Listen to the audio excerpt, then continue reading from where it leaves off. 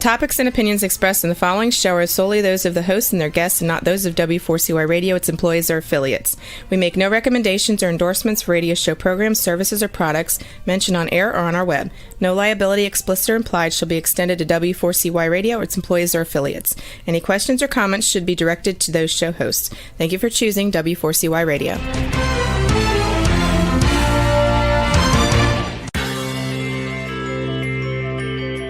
Who is January Jones? She is not a young, beautiful, talented actress on Mad Men. She is not an older, gorgeous, exotic dancer from the Johnny Carson Show. She is an author, and she wrote Thou Shalt Not Whine, the 11th Commandment, that reached #1 at Amazon.com. She is a reality TV golf personality with World High Stakes Golf televised on HDNet. She is a humorist and winologist expert. She is your featured host today on January Jones Sharing Success Stories. So sit back, relax, and get ready to laugh and listen to Ms. Jones with her eclectic roster of guests as you learn life's lessons. These stories plus sharing equals success. Welcome, and remember, beware, because you are entering the no whining world of January Jones.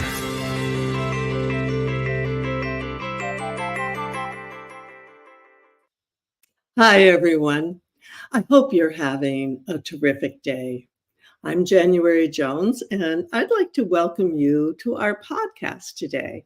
As you can see, I'm wearing my light blue glitter cowboy hat, announcing a new brand. It is called Glitter Granny Gifts, and it's going to be at Amazon. I'll be doing affiliate marketing, and our website is set to open June 1st. I'll be launching all things glitter, you name it, canes, hats, jewelry, shoes, whatever glitters, we'll be selling it. Now for my listeners, let me ask you a question. Are you an optimistic person? Well, yeah, we all try to be, I'm sure. Tell me, are you feeling uncertain these days about the things that are going on in our world? Would you like to learn how to cope in a better way with these things? Tell me, have you ever wanted to be a revolutionary? Do you hope we can make this a better place, a better world for our children and our grandchildren? Tell me, have you ever heard of a book called Revolutionary Optimism: 7 Steps for Living as a Love-Centered Activist? If you can answer yes or maybe to any of those questions, then you are in the right place. And I'd like to welcome you to January Jones Sharing Senior Success. Now, let me tell you a little bit about our guests. But before I do that, go get yourself some cheese, some crackers, and wine. Sit back and relax, because we have a most interesting guest today. Actually, he's been on the show before, and I was so enchanted with him and his message that we've invited him to come back again. He wrote the book, Revolutionary Optimism. It's a practical handbook for anyone feeling anxiety about their life and the crises in this world today. He shows you step by step how to approach this problem and how to make this world a better place to live for you and yours. It's my pleasure to welcome back to the show today, Dr. Paul Zeitz. Hi, Dr. Paul, how are you? Hey, January. Thanks so much for having me back. It's great to see you again. I love the glitter. Yeah, we're going to be helping. I hope to help all these seniors glitter and glow. I turned 80 this year, and I thought it was time that I do something for all the other seniors out there, and especially shopping marketplace is perfect because I love to shop. You're so creative. I'm inspired. Oh, wonderful. Well, I'm inspired by having you back on the show. And as I told you when I invited you back, that you have one of the most impressive media kits that I've ever had the chance to look at and consider for the show. Tricia does a great job, and I'm happy to have you back. Now, let's talk about, just give us a little background on where you were born and how your career started out. Thank you. I was born in Philadelphia. My father owned a hoagie shop, which is like a sub sandwich, I think is what you Yummy. call it in most places. But in Philadelphia, we call it hoagies. And he owned a shop, and I grew up around the shop. And I went to college and studied biology, and then went on to medical school Oh, in Philadelphia and became a doctor. And then I decided to specialize and focus on preventive medicine. So I got my specialty training at Johns Hopkins University and mhm, my in Baltimore. And so that was mhm. where I really got involved in public health and preventive medicine, which is really health of the population. Yeah. Instead of seeing patients one-on-one, I've spent my career looking at us as a group of people. Oh, wonderful. Yeah, what a big undertaking you've had. And so you went to medical school, then you went to more medical school. And how many years have you spent in school to get where you are today? Just curious. Well, this is so long ago now. I went to college, medical school was 8 years, and then my preventive medicine residency was like another 3 years, where I got a master's in public health and then 2 more years. So it was 11 years of higher education after high school. Mm. Wow, what an undertaking. And I'm sure that you've had a lot of support from your family to help you along the way. And you are married and do have children. How long have you been married, may I ask? Of course, yeah. I'm honored that my wife and I, Mindy, have been married. It'll be 33 years coming up soon. And Mhm. that's been the greatest blessing of my life. We have 5 sons. We have 4 biological children, and we have 1 adopted son. And they're adults now. So I have grandchildren now too. So I have 2 grandkids from my oldest son, Cletus. So yeah, I have a full family life, and I feel it's a greatest gift and honor that I've had in my life to be Mhm. a father and now a grandfather and watch these children become great people. Oh, yeah, yeah, I feel the same way. We're 20 years ahead of you because we're coming up on 54. And Whoa! yeah, and we have 4 kids and 7 grandkids, and they are just the joy. I always say your grandkids um, they're your reward for not killing your children. Yeah, I said that a lot on the show. My fans have heard that before. that's funny. Okay, so, how did your career affect your marriage? I mean, because 'cause you've moved around quite a bit. Yeah, I my wife and I were married. We had our first 3 children were in kind of rapid succession at the same Mhm. time where I was launching my career in global health. Oh, So okay. I was like traveling Mhm. for 2 weeks, 3 weeks. I even went on a 5 week trip. I remember back then. Even Wow. while we were dating, I was over in Africa for months at a time, and so it came to a point after our second kid where we had to make a choice. Either I had to go domestic and give up global health, Uh-huh. and or we had to go to Africa, basically, because I had worked in Asia, Latin America, and then I really felt drawn and called to focus that phase of my career in sub-Saharan Africa, where Uh, the health conditions were the worst on the planet, where death rates were the highest, and the HIV/AIDS pandemic was hitting in the most severe way. So we ended up moving. My wife was a nomadic wanderer as well, and so we took up the challenge to move our young family over to Zambia in southern Africa no. back in 1996. We left with 3 kids and came back with 4. We adopted a Zambian young man, young person, and he's been part of our family ever since. So. Oh, wonderful. Before we went on the air, I shared with you that my friend had lived in Zambia too. So we're going to take a commercial break. And when we come back, I want to hear more about what it's like to actually live in Africa from Dr. Paul. And now we're going to talk about something that has been written for whiners. So if you are one or no one, this is the book for you.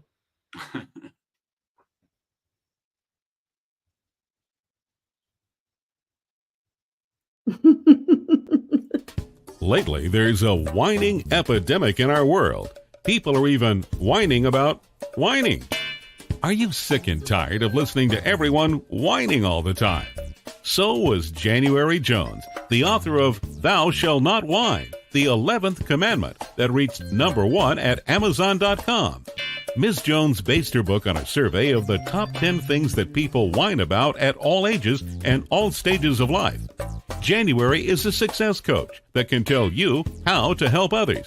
When you buy Thou Shalt Not Whine, the 11th commandment, you'll find out what people whine about and how to stop them from whining. This is the perfect gift book to give or get for any occasion. Thou Shalt Not Whine was voted the best gift to be given anonymously for those special people in your life. Ms. Jones is an internationally known author in the style of Irma Bombeck, specializing in housewife humor with her book being published in Korea and China. You can find Thou Shalt Not Whine at Amazon.com. Welcome back with Dr. Paul Zeitz.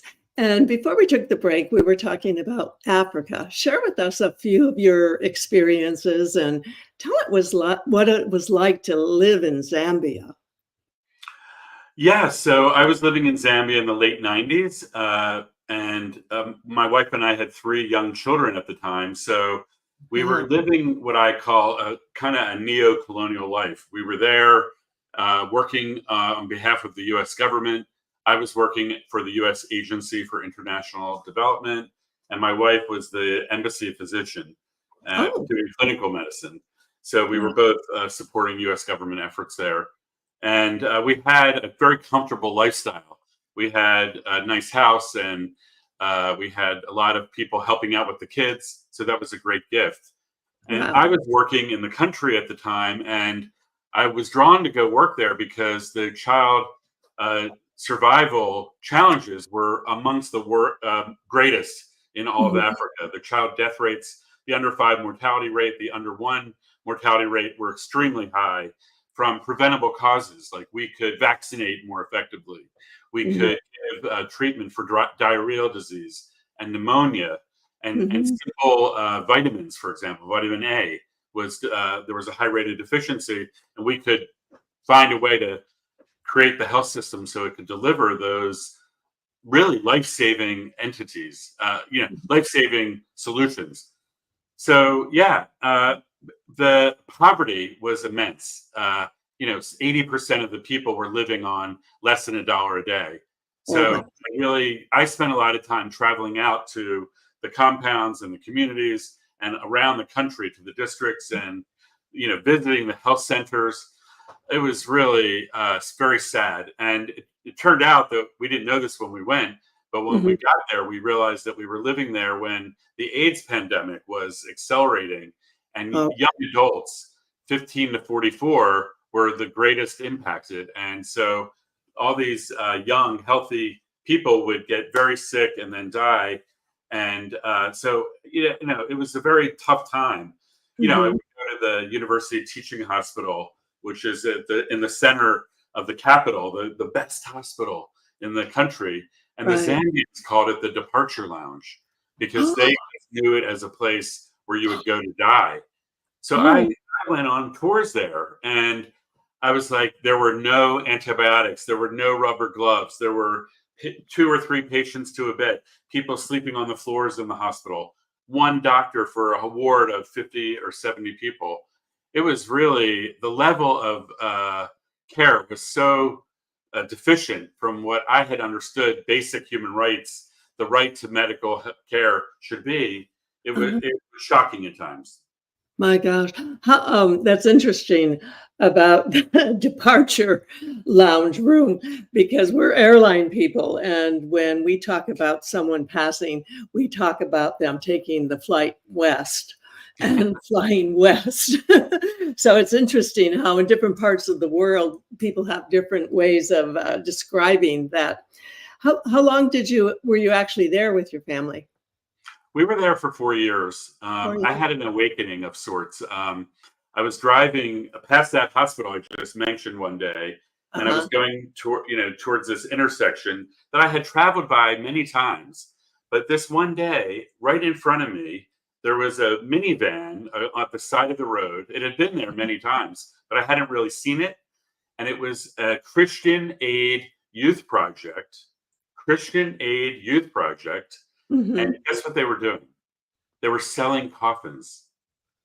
And I saw it this one day. I pulled over and I wept because I was like, yeah, this was the epitome of a Holocaust, basically, the dying fields of Africa at the time when, from HIV and AIDS in particular. yes, And we had drugs and solutions in America and Europe and Japan, but the people in Africa did not have access to those life-saving AIDS medicines, the triple drug cocktail it was called. And I became an activist at that point. That's when I really said, I can't be aware of this and not take action to try to solve the problem. Mm-hmm. So obviously that's where you came up with the fabulous title, Revolutionary Optimism. I now know what inspired you to write this book, and it's inspired your entire career. How long did it take for you to get this book put together and published and get your message out? Yeah, well, I published my first book, Waging Justice, back in 2018. That was a memoir. And about 2 years ago, I realized that I was struggling over these years with anxiety and feeling despair about the state of our country and our world and all the challenges that we're facing. And so a couple of years ago, 2022, actually, I realized that 2024, the year we're in now, was going to be a big year. It was going to be a challenging year. There was going to be a lot of difficult things going on in our world. So that was when I decided to put together this book, Revolutionary Optimism, 7 Steps for Living as a Love-Centered Activist. I'm a survivor of childhood sexual violence, and I've been I had early childhood trauma. So I have been working my whole life to heal myself and to connect my own healing with the service that I do in the world.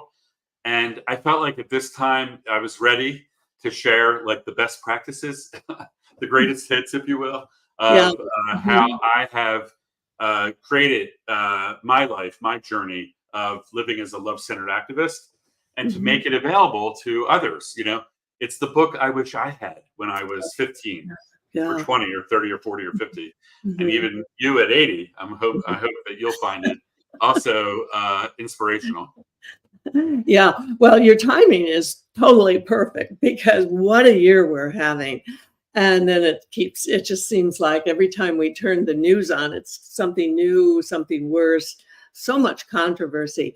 It is a hard time when you're 80 or when you're 18 to figure out how you're going to get through this whole mess. And you came up with 7 steps, so it couldn't be more simpler. Could you just do an overview of those 7 steps, and then we can go into more detail? Yeah, thank you.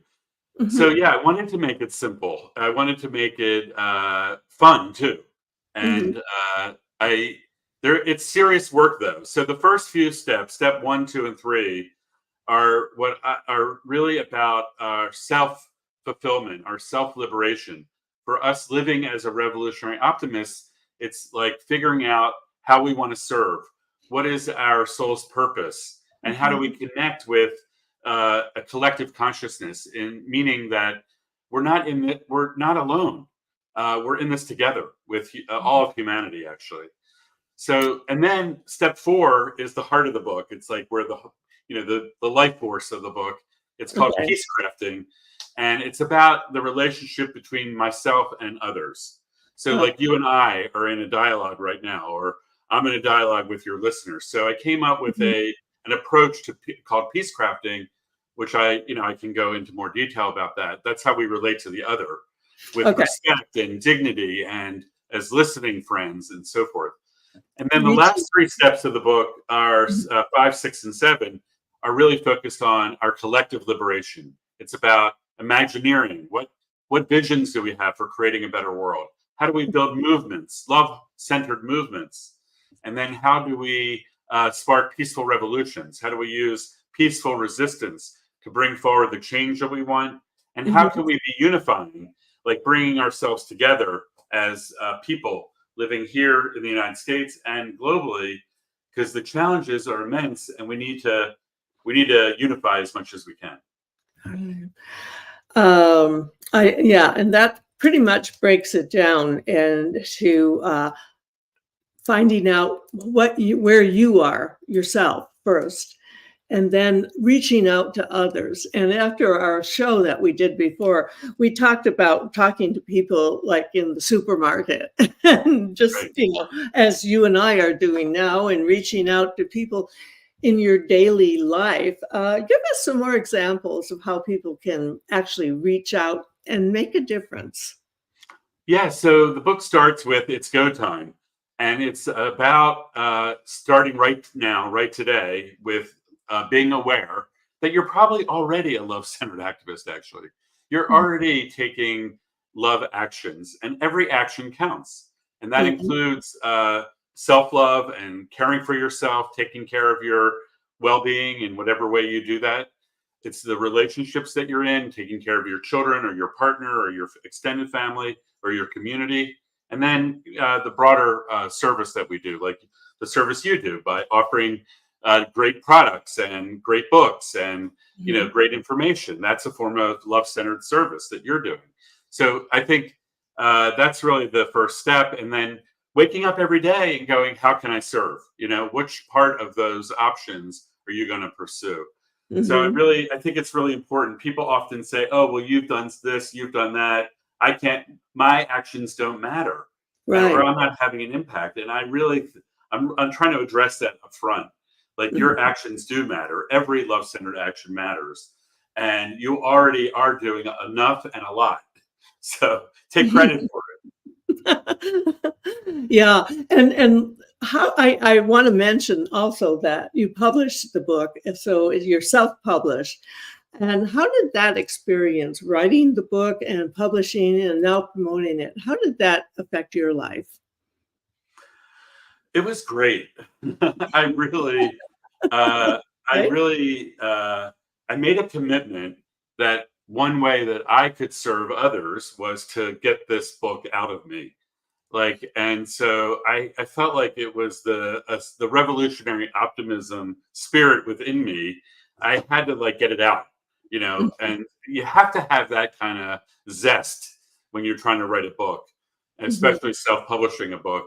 You have to feel really clear that this is something you want to offer to others. And I was able to bring together a fantastic writing team with editors and researchers and partners who helped make the book really great, better than I could have done myself. It was really a collective team that formed, and now it's out there. So I feel like I'm like the mother of it. I gave birth to it, and I'm nurturing it. Okay. I hear you. Speaking of books, 30 years ago, I did the same thing. And I tried to answer my theory of who killed Kennedy. Let me ask you a question. Are you still wondering who killed Kennedy? Over 50 years later, the assassination is still a mystery. It is unfinished business for our country. Now, get ready for a theory that you've never heard before, but will make more sense than any other conspiracy theory that you've ever heard in the past. January Jones speaks the unspeakable in her book, Jackie, Ari, and Jack, The Tragic Love Triangle, connecting Jackie and Aristotle Onassis romantically prior to JFK's assassination. Did you know that Ari was Jackie's guest in the White House during the JFK funeral? He was the only non-family member who was invited by Jackie to stay there during the funeral. Aristotle Onassis was one of the wealthiest men in the world, with the means, the motive, and the money to order an assassination that was the perfect crime of the last century. Ari needed class, and Jackie needed cash. They were perfect for each other. Now, what is Camelot? It is but another tragic love triangle. Jackie, Ari, and Jack is available at JanuaryJones.com, Amazon.com, and audiobooks.com, read by Ms. Jones.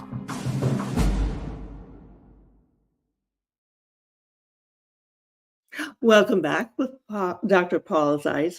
And his book, Revolutionary Optimism, is an amazing book. Paul, would you share with our listeners how they can get the book and tell them how to go to your website? Thank you so much. Yes, please go to www.revolutionaryoptimism.com. There you can click through to Amazon to buy the book, and then you can sign up and you get a free Changemakers Companion Kit, which is part of my effort to try to support you in your journey of revolutionary optimism. I've also published a journal and workbook, which is a guide for you to take notes and explore the practices that are in the book. There's 23 practices, or prescriptions, I call them, where you can explore ways of becoming a revolutionary optimist. And it also, I really recommend that you do it with a group. And this book also has guiding questions for group discussion. Wow, what a great suggestion, because I know a lot of our listeners are in senior book clubs. And your book would be incredible because you could follow through and have projects and create a lot of activity, which you need to do as you get older.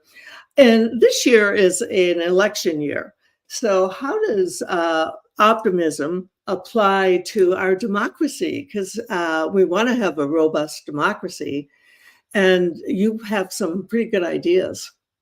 Thank you. Yeah, so as part of my work, I've also launched something called #Unify Movements, which is a movement building platform. As I've been walking the path of love, and which is really the essence of revolutionary optimism, where we ask the question with everything we do: how could you put love in the center of every step, every word, every action? I started asking the question, what would it look like if we put love at the center of our social, economic, and political systems? What if we organized our whole society with a love lens and a love focus? And that would be a very different way of organizing than we're currently organized. So, our election, there's a lot at stake. And, I'm a strong believer in interpartisan movement building. So I'm an independent myself. I work with Democrats, Republicans, independents. I do believe that no one party or one person has all the solutions. We need to unify and bring together the brightest and the best ideas. I think most Americans agree on most of the solutions we'd like to see. And we just want to advance a new social and political movement that can really get at the root cause of our problem. And so I'm advocating for constitutional renewal, a set of constitutional amendments, or maybe rewriting the whole thing even, so that we could, create ourselves as a more loving, compassionate society, and we could solve the complex challenges that we're facing. I mean, our whole country is founded on this concept of e pluribus unum, like come together. Right. So we need to counter the fear and the division and the polarization that we're all experiencing. And it feels unstable. It feels alarming. And it fuels this anxiety and hopelessness that I talked about earlier with a new way of interacting with each other. Oh, for sure.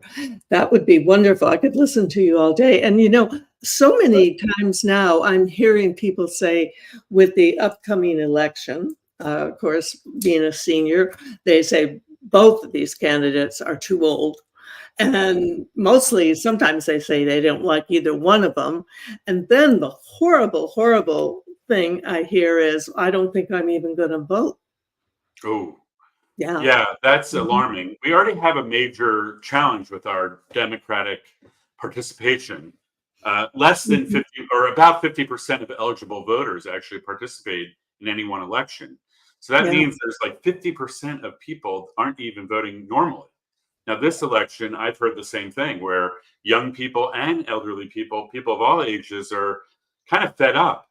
They're tired of the, better of two evils, if you will. Yeah. And Mhm. they're looking Right. for a different way forward. So I Mhm. think it's going to be a tough choice. And I think people are going to have to sort that out, what they think is best for the country. Mhm. I certainly believe in the rule of law. I do believe that we have to have rules for how we Right. want to live together and cooperate together.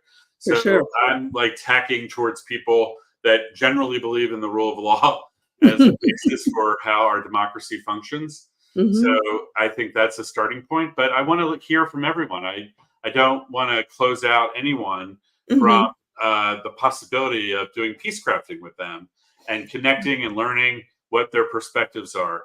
I think there's a lot of trauma that people are dealing with in their lives, and they get caught up in cultish kinds of efforts that can fill a void in their lives.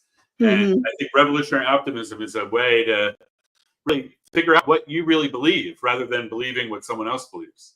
Absolutely. I'd like to hear your thoughts because when I was growing up, I remember that the political conventions, they were really an event. And it wasn't a situation where it was all pre-decided.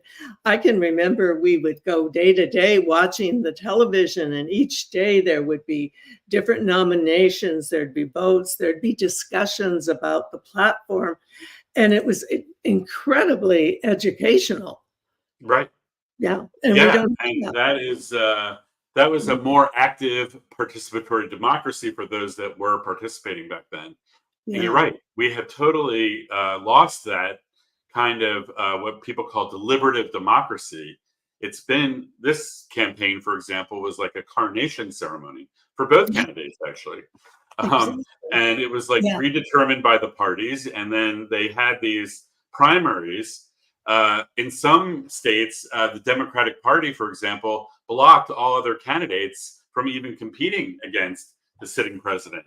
I know. As if it was like inevitable that the sitting president, would be the nominee. But Yeah. we know that even in recent history, like Lyndon Johnson pulled out, during the campaign year. Harry Mhm. Truman also pulled out during the campaign year. So Democratic presidents with the Democratic Party didn't end up nominating them, Mhm. and same on the Republican side. So Yeah. it's a disturbing thing. My colleagues and I have been calling for an open Democratic convention Oh, where all wow. candidates could compete, and get rid of this coronation thing.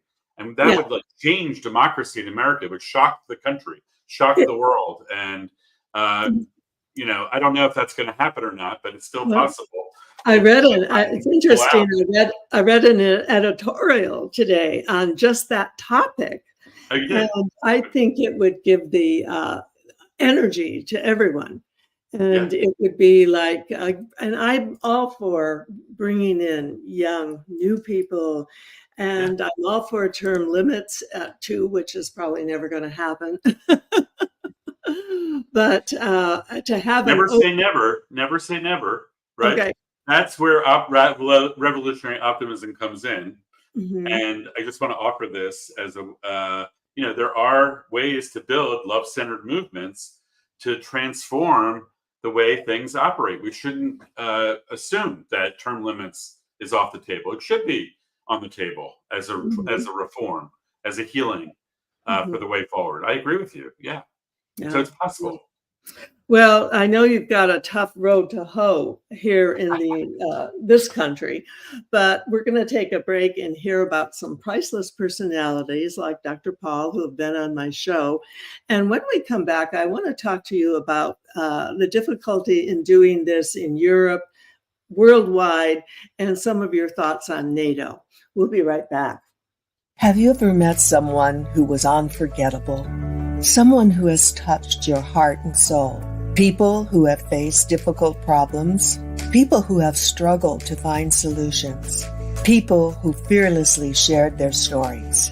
People who have not only informed you, but inspired you. People who have priceless personalities. I have been fortunate to host an internet radio talk show called January Jones Sharing Success Stories, and it has been my privilege to interview hundreds of guests. My guests have shared their stories, their struggles, their secrets, and their successes in their own words. In this book, we're talking about people dealing with problems such as incest, molestation, runaway kids, child abuse, drug abuse, polygamy, unemployment, scandal, and starting over. Then there are my guests dealing with difficult physical struggles such as blindness, cancer, and birth defects that are beyond traumatic. My guests have all been exciting, eclectic, and energizing. They have amazed, amused, and even astonished me. I have adored getting to meet them, and I adore sharing them with you. Attention all listeners. Priceless Personalities, Success Stories Shared by January Jones, Volume 2 is now available at Amazon.com in paperback and Kindle editions. You'll be able to meet 10 amazing people who will be sharing their own personal stories with all their struggles, successes, and solutions, sprinkled with lots of humor and hope. Priceless Personalities features a teenager who becomes one of the famous Supremes from Motown, a nurse who as a humorist helps people to heal, an inspiring laughter yoga instructor, a mother dealing with the loss of a child, an incredible motivational speaker, a woman who married 5 times, a gifted paranormal nurse, a wise economist, a funny female humorist, along with an older man sharing his sweet childhood in the Deep South. January's guests are all amazing and amusing. You will never forget meeting them. Go to Amazon.com for your own priceless experience. Welcome back with Dr. Paul. Before we had our break, we were talking about this movement and how difficult it is to integrate it into this country. But then you're also faced with the situation of worldwide depression, basically. And what are your thoughts on that? And also give us your read on the situation with NATO and these wars that are taking place in other countries right now. Yeah, thank you. Tough. Thanks for the easy, throwing me easy questions. I appreciate that. Right. Yeah. So I think democracy is very fragile. As we know, the United States is dealing with, how is our democracy going to fare even this year and the coming year? Will the rule of law hold or won't it? And how will that evolve? But that same phenomena, the rise of nationalism, populism, and even fascism is rising in Europe as well. The democracies are very fragile. I was very surprised. I worked in Germany during 2022 quite a bit. I was there many times, and the whole QAnon phenomena, for example, had spread to Germany as well. And so there was a big movement that was like trying to tear down their democratic government in the country of Germany.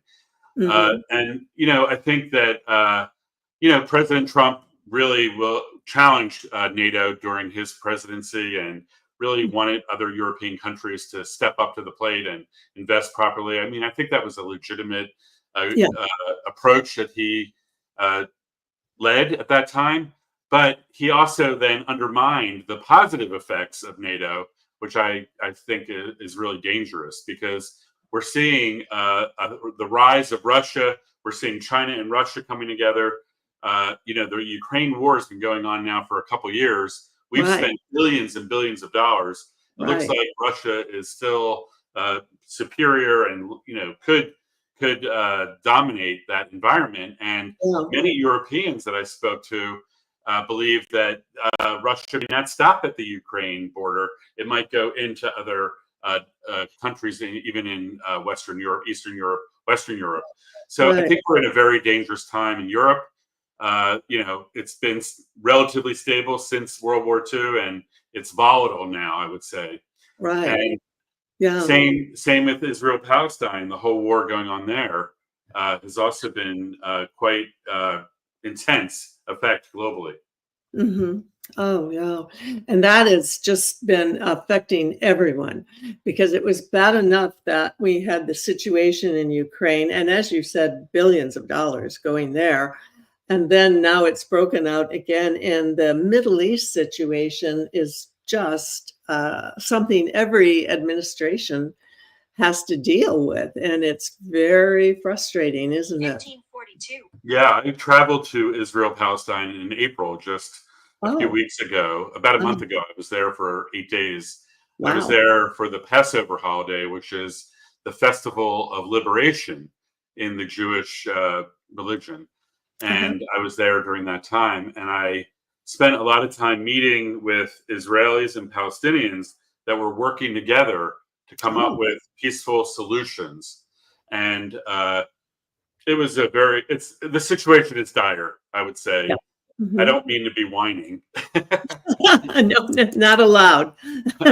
I'm not whining. I'm just stating my experience of it.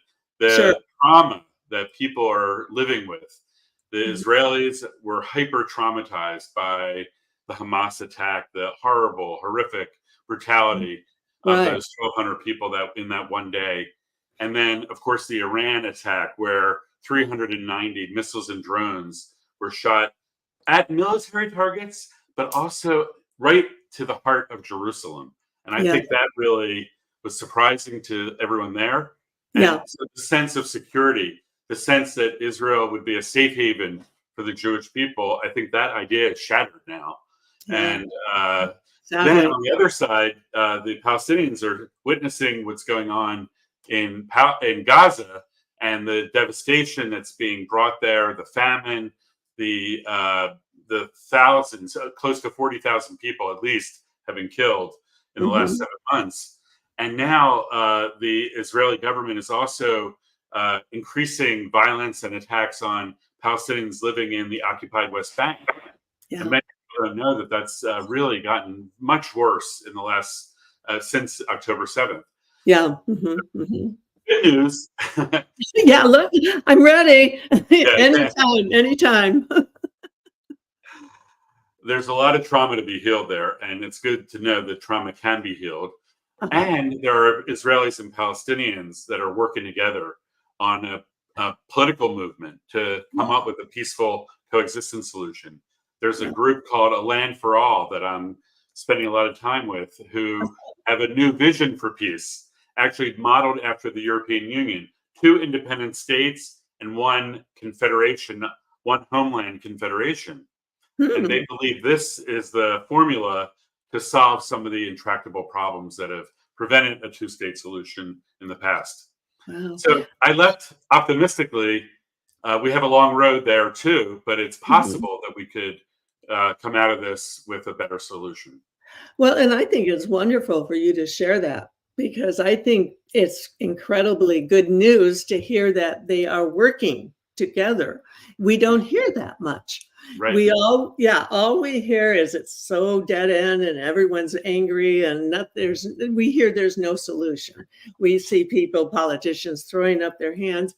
And when you're on the ground with the actual people who have to live it day by day, how encouraging to hear that there are ones out there really trying to make a difference. That's wonderful. That's very optimistic. Good news there.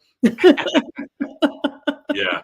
It was really it was inspiring, honestly, to Good. Yeah, see community wonderful. groups working together, like dealing with the daily struggles of getting food or getting transport, all those Yeah. things for daily life. Then the political movement that I described, then the visionaries coming up with a new vision for peace. So at all levels, that collaboration is happening.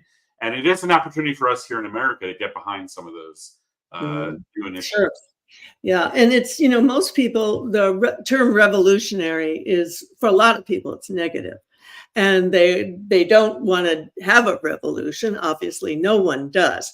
But to switch it over to optimism is an incredible idea, movement, and I commend you so much for doing what you can do. Before we close out, just briefly, we have short time.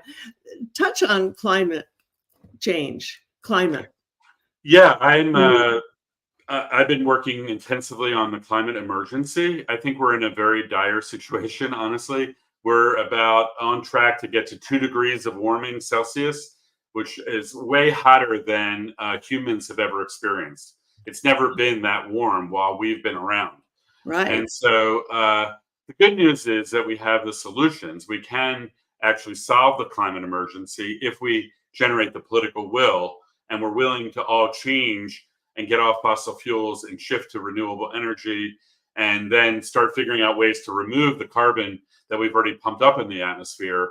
There are ways that we could do that. We need political leadership that is going to really mobilize our entire society, our whole federal government, and all of our corporations and all of our citizens to get behind a really major effort to address this climate emergency. People are starting to feel it all over the country. Wow. And I think we have a chance now in the next few years to really turn it around. So I invite people to really consider this election being a critical determinant of how we'll fare. And that affects what will happen to our children and our grandchildren. Yeah. And this election is important, dealing with democracy, the economy, immigration, climate. And you're right. This is the thing that our children should be jumping on top of, and seniors, everyone. We need to do everything we can to get some change going. It's time. Absolutely. It's time to rise and to transform ourselves into a more just and peaceful way forward. Just quickly on the revolutionary thing, and then I'll stop. You talked about revolutionary people don't want it. I think people think of the violent revolutions that are actually already underway, the wars, the violence on our streets, the mass incarceration. Right. I call these all the ongoing violent revolutions. And what I'm advocating for are a counter response of peaceful revolutions, of people rising for peace to counter the ongoing violent revolution. So I wanted to demystify the word revolution and link it to peaceful revolutions. Oh, yeah. And you're right. This is something that's happening every day in the streets. One of the things that we tried to do since my last show with you is stay away from depressing negative news. And so we found this incredible TV show that we're watching, and it's from ages ago. It's called Monk, and it's been on for many years ago, and we're in season 3. And each season has 16 episodes, and there's 15 seasons. Oh my God. Yeah, news holidays are key. Social media holidays are key. Yeah. Let your mind enjoy life too, right?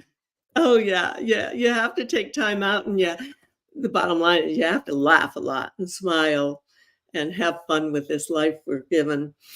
Thank you so much for coming back. I always love having you with us. And thank you to the listeners for entering the No Whine Zone. Share our story with everyone you know. And remember, stop whining, start smiling like Dr. Paul and myself. And if that doesn't work, then you can start eating chocolate. Lots and lots of chocolate. Signing off from the Glitter Granny.